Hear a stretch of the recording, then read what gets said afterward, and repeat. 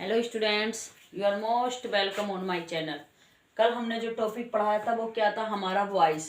कल आपको हमने बेसिक नॉलेज दी थी एक्टिव पैसिव की, कि अगर एक्टिव वाक्य होता है तो वो कैसे शुरू होता है, सब्जेक्ट से, और उसका जो सब्जेक्ट होता है वो क्या है, लिविंग होता है।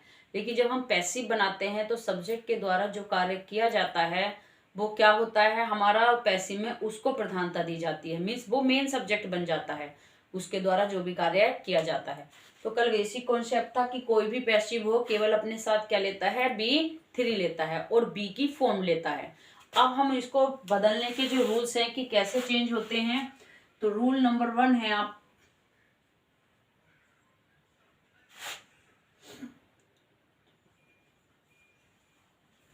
Change active voice into passive voice.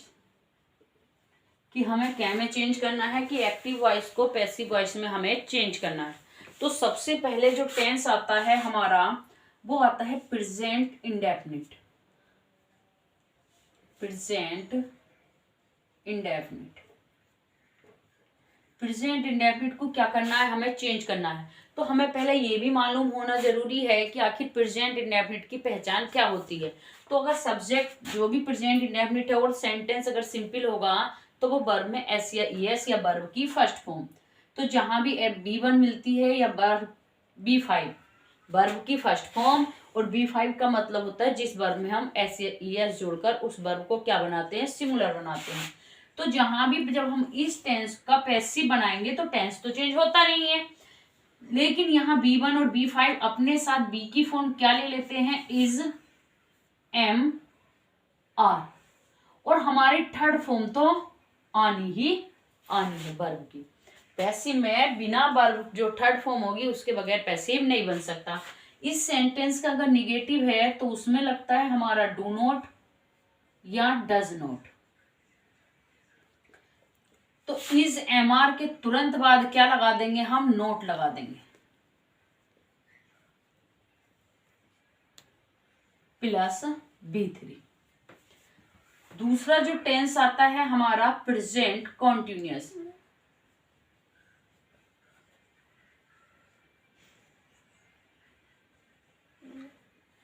Present continuous tense में हमारा लगता है इज, एम, आर, और इसके साथ क्या लगती है, B4 मीन्स वर्ब में ING।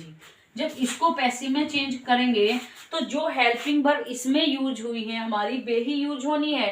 प्रेजेंट कंटिन्यूअस टेंस में अपने सब्जेक्ट के अनुसार आनी है और हमें अपने ऑब्जेक्ट के अनुसार हेल्पिंग वर्ब लगानी है। तो इज एम आर तो जैसा है वैसे ही लगाना है, इज एम आर। बस जब कंटिन्यूअस है तो ये अपने साथ प्लस क्या कर लेता है, बीइंग ले लेता है, और जिस वर्ब में ING होगी उस वर्ब की कौन सी फॉर्म लगा देंगे, हम थर्ड फॉर्म लगा देंगे। अब आता है नंबर 3 पे हमारा present perfect. Present perfect tense क्या लेता अपने साथ, हैज या हैव, और जितने भी परफेक्ट हैं वो अपने साथ वर्ब की थर्ड फॉर्म लेते हैं। अब वर्ब की थर्ड फॉर्म है हैज या हैव के बाद, तो ये नहीं कि ये पैसिव हो गया, हैज हैव है तो हैज हैव तुरंत अपने क्या लेगा, बीन, तब वो उसके बाद क्या लेगा, थर्ड फॉर्म। तो हैज या have plus been plus verb की थर्ड फॉर्म। ये हमारे क्या थे, प्रेजेंट के टेंस थे जो हमने इनको क्या में चेंज करा, पैसिव में चेंज करा। अब इन तीनों के फॉर एग्जाम्पल देख लेते हैं। जैसा सेंटेंस एक्टिव का होता है वैसा ही सेंटेंस हमारा पैसिव का बनता है। जैसे पहला सेंटेंस है,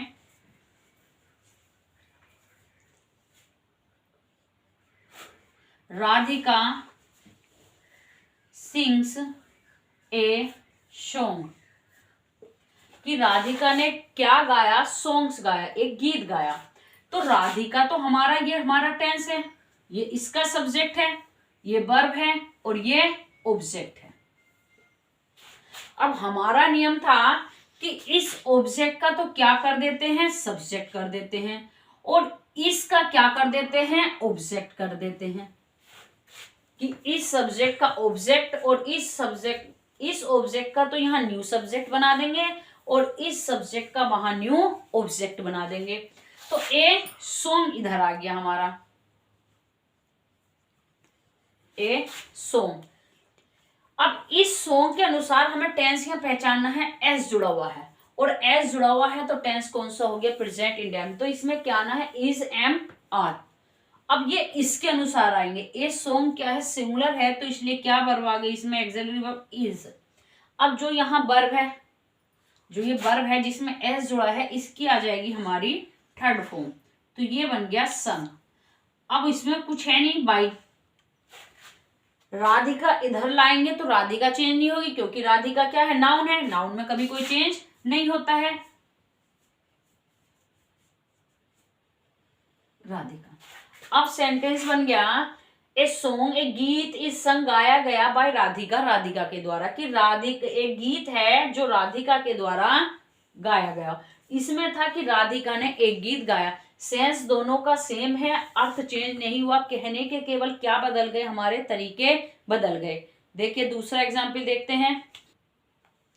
देखिए ये सब एग्जाम्पल हैं जितने की मैंने प्रेजेंट टेंस पढ़ाया उन सबका मिक्स है। अब हमें पहचान करनी है कि हमें कैसे पहचान पड़ेगी कि इसमें क्या है। अब यहाँ सेंटेंस में बॉय सब्जेक्ट, यहाँ वर्ब है, जहां भी केवल पहचान किस चीज की करनी है, वर्ब की। तो ये जो लव है वर्ब की कौन सी फॉर्म है, V1, और V1 केवल कौन सी टेंस में लगता है, प्रेजेंट इंडेफिनिट में। तो ये जो ऑब्जेक्ट है उठ के यहाँ आ गया एनिमल्स। अब एनिमल्स बहुवचन है, टेंस प्रेजेंट इंडेफिनिट का है, तो क्या लगना है हमारा, इज, एम, आर। तो एनिमल्स के साथ क्या आ गया हमारा, आर। लव की थर्ड फॉर्म आ जाएगी लव्ड। अब आ जाएगा बाई। बॉयज का यही बॉयज ही रहना है क्योंकि नाउन में चेंज नहीं होते हैं, तो ये सारा सेम आ गया। अब यहाँ वर्ड क्या आ गया हमारा, डज नॉट। डज नॉट क्या में लगता है, ये भी प्रेजेंट इंडेफिनिट में लगता है। तो डज नॉट के बाद में बीट हमारी क्या है, वर्ब की फर्स्ट फॉर्म। अब यहाँ जो मी है, मी क्या है, एज ए ऑब्जेक्ट है। तो जब इस मी को यहाँ सब्जेक्ट के रूप में लाएंगे तो इस मी का सब्जेक्ट क्या बन जाएगा हमारा, आई। और आई के साथ प्रेजेंट इंडेफिनिट में क्या लगता है, एम। और बाद में हमारा क्या आ गया, नॉट। बीट यहाँ वर्ब की फर्स्ट फॉर्म है, तो जब पैसिव बनाएंगे तो थर्ड फॉर्म आ जाएगी बिटन। अब लगा देंगे हम बाई। इस ही को जब हम ऑब्जेक्ट में लेके जाएंगे तो ही का ऑब्जेक्ट क्या बन जाएगा हमारा, हिम। एक्टिव वाक्य जिस तरीके से शुरू होता है, पैसिव भी हम उसी तरीके से शुरू करते हैं। बॉयज यहाँ हमारा सब्जेक्ट से शुरू होता है, हमने भी कैसे शुरू करा, एनिमल से। यहाँ निगेटिव है तो हमने भी उसको इजेमा लगाने के बाद सेंटेंस को किस चीज में चेंज करा, निगेटिव में। दूसरा है यहाँ क्वेश्चन वर्ड है, क्वेश्चन चिन्ह है, क्वेश्चन मार्क है, और डू से पूछा गया कि डू यू लव मी, तो इसका क्वेश्चन वर्ड है तो इंट्रोगेटिव है। तो जब हम पैसिव बनाएंगे तो पैसिव भी इंट्रोगेटिव में ही बनना है। यहाँ यू के अकॉर्डिंग क्या आया था, डू या डज, और हमारा डू या डज के स्थान पर क्या आता है, प्रेजेंट इंडेफिनिट में इज, एम, आर। तो इस मी के अनुसार हमारा क्या आ जाएगा, एम। और अब मी का सब्जेक्ट क्या बना देंगे हम, आई।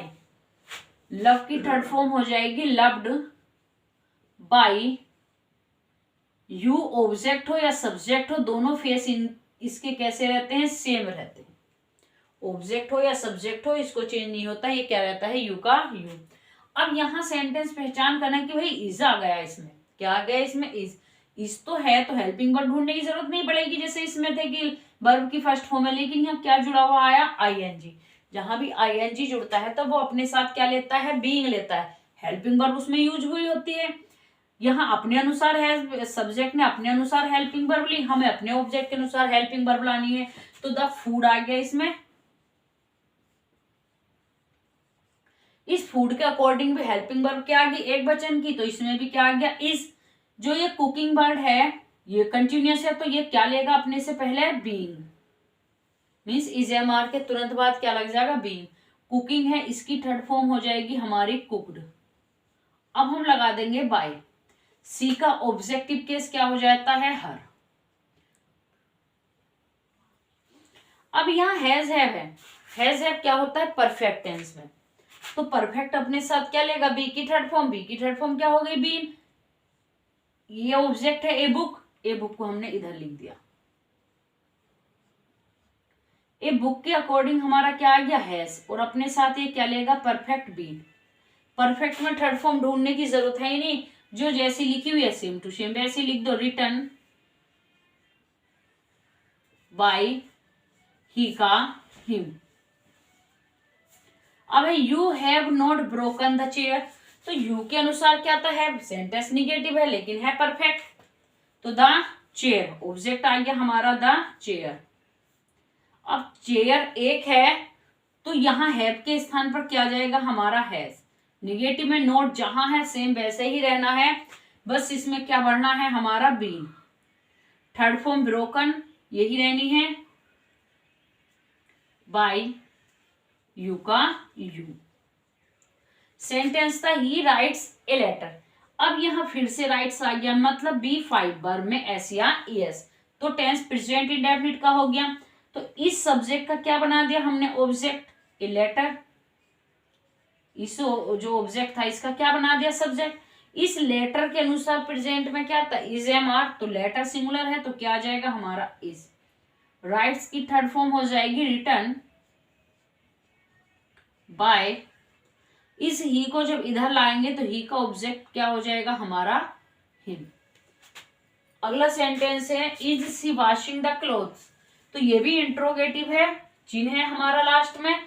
तो जब एक्टिव इंट्रोगेटिव हेल्पिंग वर्ब से शुरू है तो हमें भी पैसिव बनाने के लिए अपने इस न्यू सब्जेक्ट के अनुसार क्या लानी है हेल्पिंग वर्ब। क्लोथ्स क्या है बहुत सारे कपड़े हैं, तो इसके स्थान पर क्या आ जाएगा हमारा आर। सब्जेक्ट आ गया द क्लोथ्स, क्लोथ्स। अब जो बचा हुआ बीइंग होता है इंट्रोगेटिव में सब्जेक्ट के बाद बीइंग आता है। वॉशिंग की थर्ड फॉर्म हो जाएगी वॉश्ड बाय, और सी का हो जाएगा हमारा ह। अगला सेंटेंस है हैव दे बीटन यू, तो यहां हैव था, दे के अनुसार हमारा ऑब्जेक्ट क्या है यू, तो यू के अनुसार भी क्या आना है हमारा हैव है। यू को इधर ले आए हम, सब्जेक्ट ऑब्जेक्ट सेम रहता है। अब परफेक्ट टेंस है हमारा हैज हैव, तो अपने साथ क्या लेगा बीन, तो यू के अनुसार इस हैव के यू के बाद में हमारा क्या आ गया बीन। वर्ब की थर्ड फॉर्म है बिटन, जैसी है सेम वैसी आ जाएगी बिटन बाय। अब जब दे को ऑब्जेक्ट में चेंज करेंगे तो दे का ऑब्जेक्ट क्या हो जाता है हमारा देम। अगला सेंटेंस है are you eating the food, तो यहाँ आईएनजी जुड़ गई। जहां भी आईएनजी होता है वो कंटिन्यूअस होता है, तो कंटिन्यूअस है तो वो क्या लेगा बीइंग। यहाँ हमारा जो सब्जेक्ट ऑब्जेक्ट है मतलब फूड है, अब फूड को जब सब्जेक्ट के रूप में लाएंगे तो सिंगुलर वर्ड है, तो यहाँ आर यू के अनुसार तो क्या आया था आर, अब हमारा फूड के अनुसार क्या आ जाएगा इज। अब हमारा न्यू सब्जेक्ट आ गया द फूड। इंट्रोगेटिव में बीइंग कहां लगता है सब्जेक्ट के बाद, तो यहां आ गया बीइंग। इस ईटिंग की थर्ड फॉर्म हो जाएगी इटन बाय यू। अगला जो सेंटेंस है कि he is teaching me English, है ये कंटिन्यूअस लेकिन ये इंट्रोगेटिव ना होकर कैसा सेंटेंस है सिंपल। अब जो मेन वर्ब है इसमें टीचिंग है, मेन वर्ब टीचिंग है, तो टीचिंग के बाद जो ये मी आया है ये ऑब्जेक्ट है, तो इस ऑब्जेक्ट का हमें क्या बनाना है सब्जेक्ट। तो मी का सब्जेक्ट क्या हो गया हमारा आई, आई है। अब आई के अकॉर्डिंग इसके स्थान पर क्या आ गया एम, आईएनजी जुड़ रही है तो अपने साथ क्या लेगा बीइंग। इस टीचिंग की थर्ड फॉर्म हो जाएगी टॉट। इंग्लिश लिख दिया हमने, अन्य लिया है पहले इंग्लिश बाय ही का ऑब्जेक्ट हो गया ही। अगला सेंटेंस है Ram is not playing the game, तो राम के अनुसार इस था, यहाँ नोट आ गया और लास्ट में क्या आ गया आईएनजी वर्ब में, तो ये भी कौन सा टेंस हो गया कंटिन्यूअस, तो ये उठा के ऑब्जेक्ट हम यहां लिया है द गेम। इस गेम भी सिंगुलर है तो इसके अनुसार भी क्या आ गया इज। अब हम बीइंग नहीं लगाना है क्योंकि नोट है, तो नोट को बीच में लगाना है इज नोट, और अब लगा देंगे हम बीइंग। प्ले की थर्ड फॉर्म हो जाएगी प्लेड, बाय राम। ये हमारे प्रेजेंट टेंस के एग्जाम्पल थे। अगर आपको मेरी वीडियो पसंद आई हो तो लाइक करना, चैनल को सब्सक्राइब करना मत भूलना।